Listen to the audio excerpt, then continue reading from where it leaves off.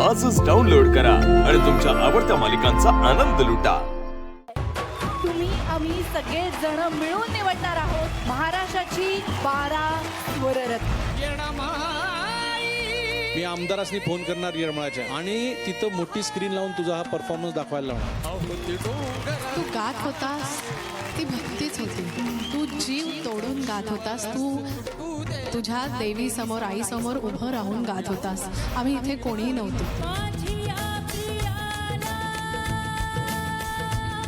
विरहिणी कुठेतरी मला असं सतत जाणवत होतं। विरहाचा आवाज आहे हा। ओ हो हो हो, संगीतकारांना ट्रीट आहे हा आवाज। म्हणजे